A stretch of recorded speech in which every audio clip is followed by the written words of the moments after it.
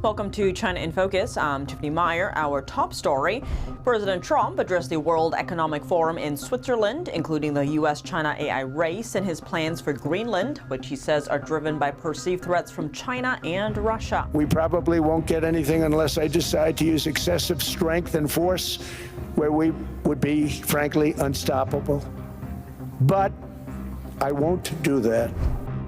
China has imported enough soybeans from the U.S. to meet what the U.S. required Beijing to fulfill. The promise wouldn't have been met without the intervention of two Chinese state-run companies. Are Chinese electric cars safe? Two EVs from well-known Chinese brand Xiaomi cars exploded in a single day. What was the cause? China saying its economy grew 5% last year. That's amid weak consumer demand and housing market slump. An expert is casting doubt. And China's latest death toll sparking questions. Why is the death toll last year even higher than those during the COVID-19 pandemic, when funeral homes were overwhelmed?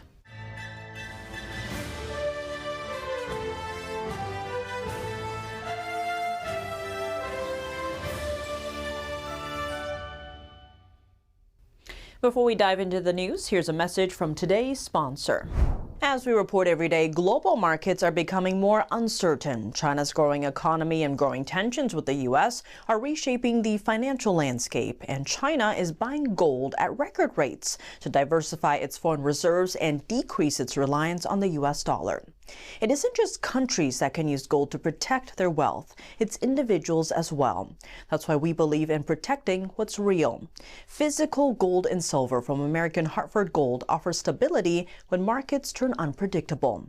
Unlike paper assets, these are tangible stores of value that have weathered economic turmoil, political instability, and inflation for centuries.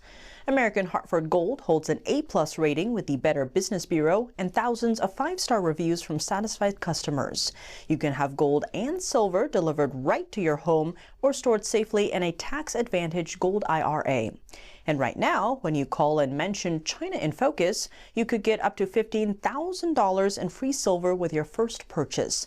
Call 855-403-1118 or text China to 65532. That's China to 65532, or call 855-403-1118. You can also click the link in the description down below. Protect what you've earned, because in uncertain times, truth and value still matter. President Trump addressed the World Economic Forum on Wednesday amid tensions over Greenland. Here are some highlights from his remarks to world leaders in Davos, Switzerland, on the U.S. economy and China-related issues. Yesterday marked the one-year anniversary of my inauguration, and today, after 12 months back in the White House, our economy is booming, growth is exploding, productivity is surging, investment is soaring, incomes are rising. Inflation has been defeated. Our previously open and dangerous border is closed and virtually impenetrable. And we're leading the world in AI by a lot. We're leading China by a lot. I think President Xi respects what we've done, in part because I've allowed these big companies building these massive buildings to build their own electric capacity. They're building their own power plants, which, when added up, is more than any country anywhere in the world is doing. Greenland is a vast, almost entirely uninhabited and undeveloped territory. It's sitting undefended in a key strategic location between the United States, Russia, and China. That's exactly where it is, right smack in the middle. We need it for strategic national security and international security. This enormous unsecured island is actually part of North America, on the northern frontier of the Western Hemisphere. That's our territory. It is therefore a core national security interest of the United States of America. And we probably won't get anything unless I decide to use excessive strength and force, where we would be, frankly, unstoppable. But I won't do that. Okay? Now everyone's saying, oh, good. That's probably the biggest statement I made, because people thought I would use force. I don't have to use force. I don't want to use force. I won't use force. All the United States is asking for is a place called Greenland, where we already had it, as a trustee, but respectfully returned it back to Denmark not long ago. China has imported enough soybeans from the U.S. to meet what the U.S. required Beijing to fulfill. Here's what Treasury Secretary Scott Bessent had to say. I had a meeting with my Chinese counterpart here in Davos last night, Vice Premier Hu Lifeng. He told me that just this week they have completed their soybean purchases, and we're looking forward to next year's 25 million tons. China has now imported around 12 million metric tons of soybeans from America, meeting a pledge that Beijing had promised to fulfill by the end of February. The pledge was made when a trade truce between the U.S. and China was reached in October. Buying American soybeans and meeting the goal hasn't been smooth sailing. In fact, China went 4 straight months starting last September without importing any soybeans from the United States. 3 traders told Reuters that 2 Chinese state-run companies saved the pledge last week by purchasing a large amount of soybeans to meet the goal. At the same time, private Chinese buyers are still turning to cheaper supplies from South America. Now turning to Chinese electric vehicles, public safety concerns are growing. Chinese automaker Xiaomi's EVs catching fire not once but twice in a single day. The fires are adding to broader concerns about battery safety as Chinese EVs expand globally. Xiaomi-made electric cars caught fire twice on Monday. The company confirmed the incidents, saying battery data appeared normal, indicating that they didn't find the cause of the fire. Xiaomi added that the fires were put out quickly and no injuries were reported. These weren't isolated cases. Last year, there were multiple reports of Chinese EVs, including Xiaomi models, catching fire while driving or even while parked. In some cases, those incidents were fatal. As concerns grow, automakers are experimenting with extreme safety measures. Last September, a Chinese company unveiled a controversial system to eject EV batteries, launching them several meters in just 1 second. It was demonstrated at a China-backed research center. The system uses gas generators similar to airbags to send the battery into a so-called safe zone. The move sparked major backlash. Experts and netizens warn the ejected battery can turn into moving fire hazards that endangers other cars, buildings, or people. They say the risks could be even more severe on highways or near gas stations. Critics added that the fix might create new dangers instead of solving the existing ones. Turning now to Mexico's auto industry, which is heavily tied to America's auto industry. Despite Mexico's new 50% tariffs on Chinese imports, automakers like BYD continue to dominate Mexico's market, fueled by low prices and generous incentives. According to Bloomberg, BYD now accounts for almost 70% of vehicles sold in Mexico City. To protect Mexico's auto industry, President Sheinbaum imposed 50% tariffs on Chinese imports that went into effect at the start of this year. Despite that, industry leaders say Chinese automakers can absorb the added costs and remain competitive. Analysts point to strong demand, cheap supply, and continued subsidies from Beijing as key drivers. And since Mexico is part of the U.S.-Mexico-Canada agreement, EVs made or assembled there can enter the U.S. without facing tariffs. That means cheaper EVs from brands like BYD can compete directly with major U.S. automakers. Last year, President Trump imposed a 25% tariff on imported cars and many auto parts. It's a move that would protect the U.S. auto industry from cheaper foreign vehicle imports, including those assembled in Mexico. Did China's economy grow 5% last year like authorities stated? An expert on China's economy is casting doubt. There's no way you can have such a high rate of growth and also a huge unemployment. Chinese authorities say its unemployment rate last year hovered over 5%. However, youth unemployment in the country have been around 20% since the COVID-19 pandemic. When you grow your economy, you have to hire people. So you cannot have a high growth rate while still having a high unemployment.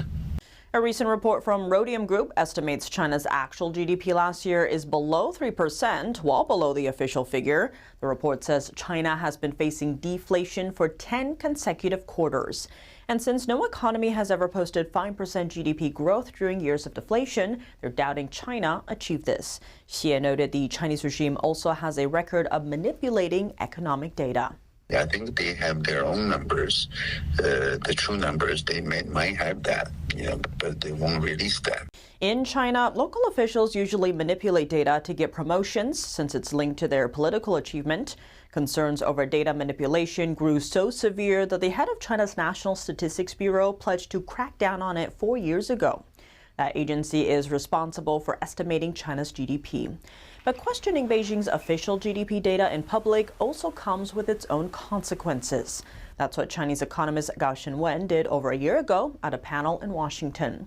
Gao speculated that the real number on average might be around 2% instead of the officially announced 5%. 1 month later, Gao was no longer the chief economist at a Hong Kong security firm. He disappeared from the public eye for almost a year. The Wall Street Journal said Chinese leader Xi Jinping reportedly asked authorities to discipline Gao.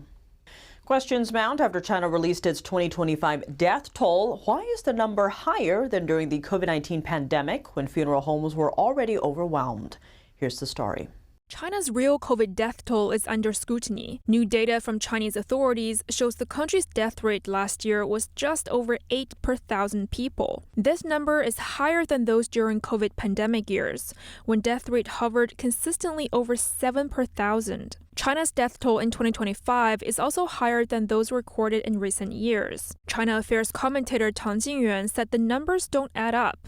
That's because there was no major cause of death in China in 2025, such as a pandemic, war, or large natural disaster. However, there were 2 major waves of death during the COVID years.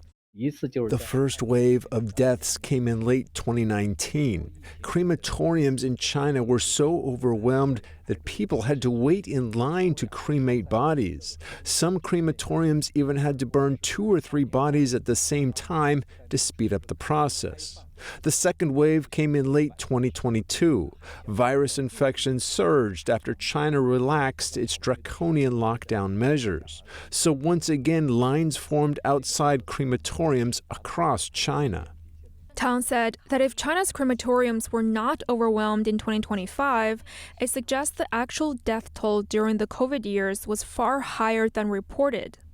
Coming up, following pressure from the U.S., the European Union is working to improve its cybersecurity, countering threats from China. Chinese telecom giant Huawei is in the crosshairs. And U.S. intelligence has tied a recent congressional email hack to Chinese state-run groups. A cybersecurity expert breaks down the threat and what it means for U.S. security. More on that after the break here on China in Focus. Welcome back to China in Focus. I'm Tiffany Meyer. After pressure from the U.S., the European Union is working to improve its cybersecurity amid a growing threat from China. Its parliament is considering a proposal to phase out gear supplied by companies like Huawei. NTD's international correspondent Arian Pazdar has the story. The European Union is working to protect its critical infrastructure, such as high-speed telecom networks. Under new draft legislation, telecom equipment from so-called high-risk suppliers would be phased out within 3 years. This comes amid rising concerns that European countries are vulnerable to the dominance of Chinese tech manufacturing. The proposals don't mention any countries or companies by name, but the term high risk has been previously used to refer to countries like China, home to tech giant Huawei.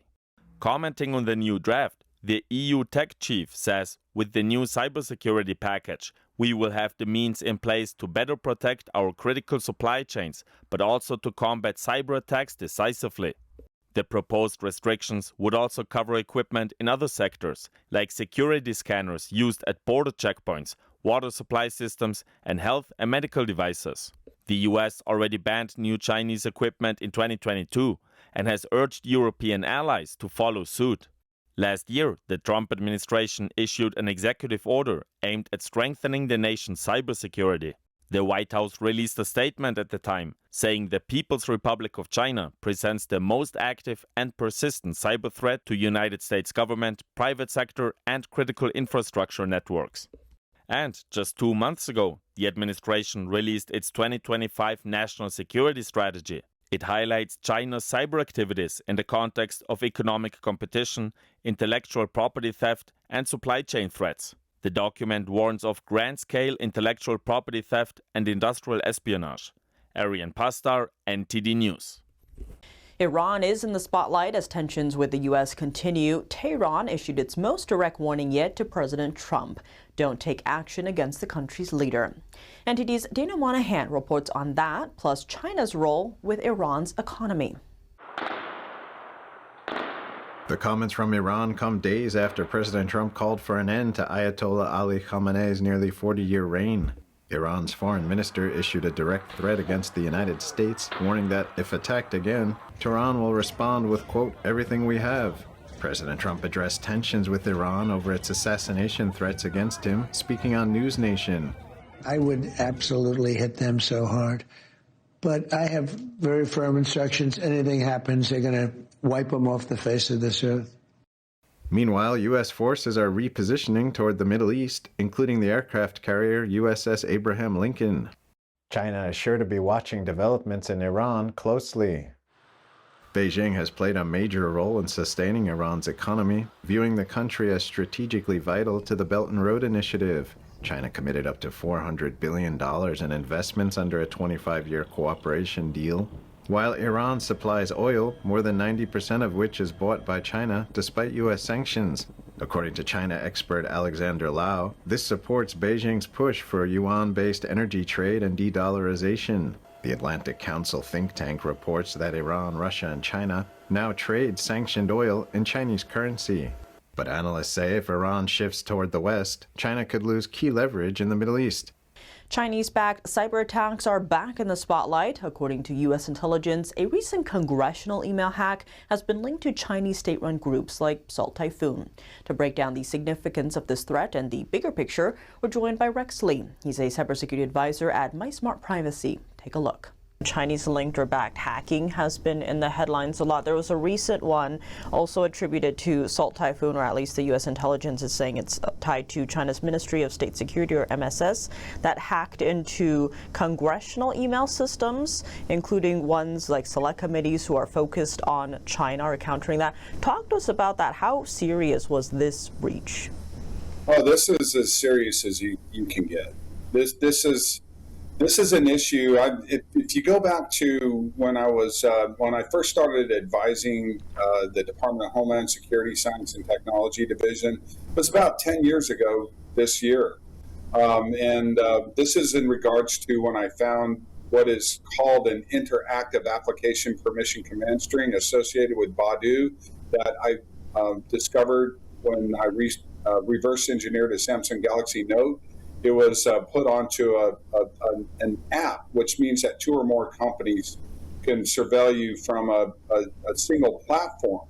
This is part of the architecture and relevant to what's going on today with these government email platforms. And regarding Baidu, that situation, that's called a software developer kit piggyback code. Which means that two or more companies or governments or entities can surveil and data mine an individual from a single app. This was designed for surveillance capitalism, so that these big tech companies can collect your information and sell it to targeted advertisers. It's the most unsecure thing in the history of technology, because prior to this development, our operating systems, apps, softwares, everything was developed on a closed API architecture where you had to invite somebody in. They just couldn't arbitrarily get in.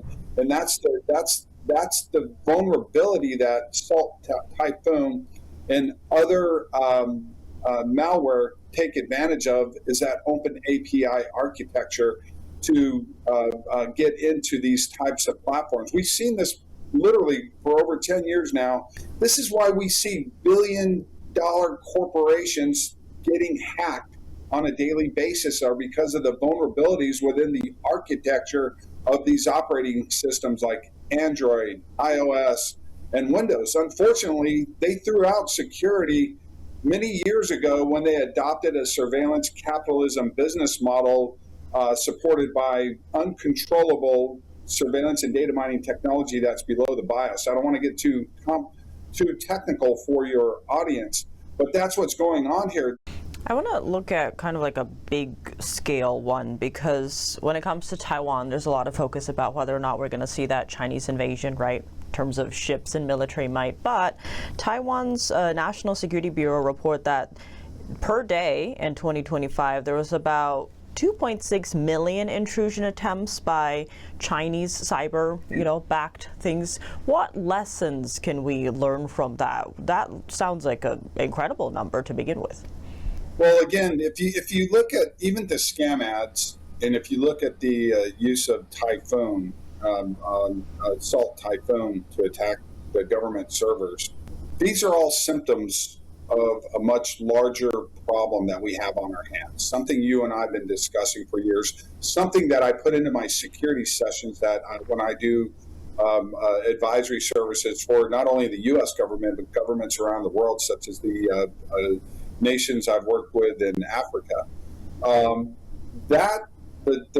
these are simply systems of unrestricted hybrid warfare, but by way of an extension of that, which is tech-based hybrid warfare, which exploits endpoint devices like smartphones, tablet PCs, connected products. These become the delivery systems for these types of attacks. So if you look at what's happening with their critical infrastructure, we've seen this blueprint before. They're attacking one vulnerability and then exploiting it and then taking notes, attacking another one, exploiting it, taking notes. And the reason this happens over a multiple year period, because solutions are implemented to stop those attacks again and again, and they're looking for the weakness in those solutions. So that's why I feel that this is somewhat of a precursor of a potential invasion of Taiwan, because the first thing you do when you invade a country is you take out their mass communications, their mass media, and you take out their power. You take out all critical infrastructure, and it causes chaos. That's the first thing you do in an invasion. Well, Rex Lee, as always, thank you so much for joining us. Thank you. That's all for today's China in Focus. I'm Tiffany Meyer. If you have any feedback on the show or have something you'd like to see us cover, send us an email at chinainfocus@ntd.com. We'd love to hear from you. Round-the-clock original news coverage, visit us at ntd.com or download our NTD app. Thanks for watching. See you tomorrow.